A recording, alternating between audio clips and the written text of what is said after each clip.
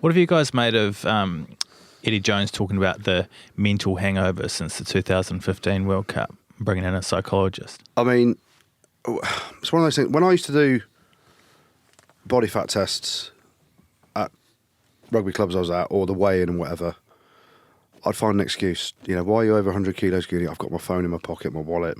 You find an excuse and you tell lies.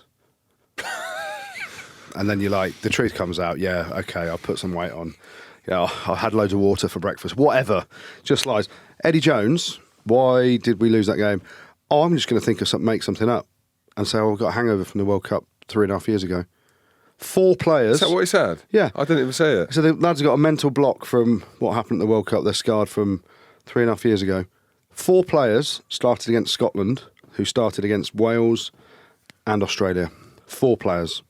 So for Eddie Jones to say, "Oh, there's a mental hangover, there's a mental block on it, and you know they're scarred." Well, if they were in Hong Kong and it was that hangover, then I'd get it. Well, you know, the most ridiculous thing I've heard. Eddie Jones has said some ridiculous things.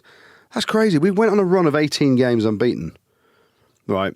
And when you've got only 4 players that started those 2 games in the World Cup, Australia and Wales, starting now, there's no hangover. And for me, what Eddie's done, and this is kind of a little bit long-winded, but Eddie talks about lack of leadership and all this stuff. And, you know, Owen Farrell, when our power game works, it works well. And Owen Farrell's captain. When Owen Farrell's on form, everything's fine. When Owen Farrell doesn't have his best game, and let's not forget, he plays at Saracens that win 90% of their games. And when he plays, it's probably higher. So he doesn't necessarily have to go to a plan B. Saracens play the way they play. It's damn effective. They rarely lose. So he doesn't often in a game have to think about other stuff and need to change the way we're playing. So that's what's in the same mentality for England, this power game and then the kicking game and all this stuff. So when you look at the team, the axis of a team is hooker, a second row, and these are meant to be, so the line-out caller's the intelligent one, that's why Jim never did it. The hooker, the number 8, scrum half, fly half and inside centre. They're kind of your brains trust of a rugby team. So you look at the England team, Jamie George at hooker, Saracens, not used to losing. Power game works week in, week out pretty much. Second row, you've got Cruz and Launchbury. You know, again, Cruz, brilliant in terms of a line-out. Is he a tactician around the game? Not sure. Billy at number 8. Billy's there, the big ball carrier. Doesn't really need to think about the game because he's so good. They can just run over people, run through people. Ben Young's out of form a little bit at 9. Owen Farrell, then Manu Tuolangi at 12. Manu's not a thinker of the game. He's an unbelievable specimen. A rugby player that just runs over people and smashes people. Yeah. So in terms of the brains trust, now then you look deeper into it and you go, Eddie Jones's coach, he's an autocratic leader. What's that? Basically, someone that's his way or the highway. Eddie Jones, I don't think is someone that will delegate power down to players necessarily. Now, you think further into that, Dylan Hartley was his captain for a long, long time. How many people thought Dylan Hartley on form should have been in the team? Not me. Not many. So Dylan Hartley is captain, great leader within the group, but is he ever going to challenge Eddie Jones? You know, you think back to the Six Nations last year or whenever when the boys were getting flogged, issues that have happened. Is anyone there challenging Eddie Jones? Because they know people that challenge Eddie, he just bins them off, just gets rid of them.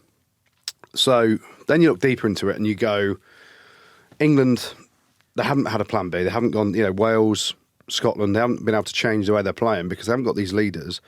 Eddie Jones moans about not having leaders. That's a direct representation of how he manages the group. So you can't be this headmaster, teacher, pupil relationship and then expect to generate leaders within a group that you're not giving power to. So, you know, again, and it goes back to when Eddie Jones got the job. Everyone said for 2 years he'll be great, he'll up the standards, then the wheels will come off, and they did. And now we're just battling to stay in there because, you know, you look at Eddie Jones and you think, none of the boys are going to slag him off or say things against him. Yet. He's not picked Cipriani because he knows that Cipriani would challenge him. Doesn't want to be challenged as a person, as a coach. Farrell is now his leader, but when Farrell's not on form, or Farrell tries to take on the world, so when things aren't going his way, he will try and fix everything himself. Which as a leader you think, right, if I can't do it, no one else can. But you also need a foil in there, someone else with a bit of intelligence, or you know, he doesn't trust George Ford. He can't do because he doesn't bring him on. He's basically just there a backup if Farrell gets injured. Whereas if you've got a plan B and you've got Cipriani in the bench and you've got someone that is a real thinker of the game and can formulate and change a game, and look at the way Cipriani bosses Gloucester around the field. Yeah, you then can move Farrell to 12 and you've got someone that understands the game, understands how to attack the game line. You watch Farrell in that second half, he just stood 5-6 metres off the game line and just delivered long balls. They were completely shell-shocked, weren't they? Yeah, so there's a load of different layers to it for me. I don't think Eddie Jones he's moaned about not having too many leaders in the group, but I think that's because of the way he manages, and they don't feel that they can be a leader. They don't have ownership of the team unless you're just Dylan Hartley or just Owen Farrell right now. It's not an environment that promotes leaders to sprout up. Eddie Jones ain't the right man for England. He's not. Well, he is now for the World Cup, because that's what we've got, but after that... Well, he has to be, but he's not the right man. You look at the players they've got on offer, you look at the way that he fronts the team, the way he speaks to the media, the players that he leaves out. He knows rugby more than me and Goody in terms of his knowledge, I'm sure. That's why he is where he is and getting paid the amount of money. But you look at Cockanasigga, yeah, whatever, leaving him out of the way. Should have had him on the bench. Yeah, the way that he goes about that, the whole Cipriani saga, the whole thing around Hartley being captain at the time where he wasn't the best hooker. It's just, you look at it and... It's Eddie's way. Yeah, it's just, and I there's obviously talk of Gatland taking over. England have got the best players, I think, in the world to choose from. I really do.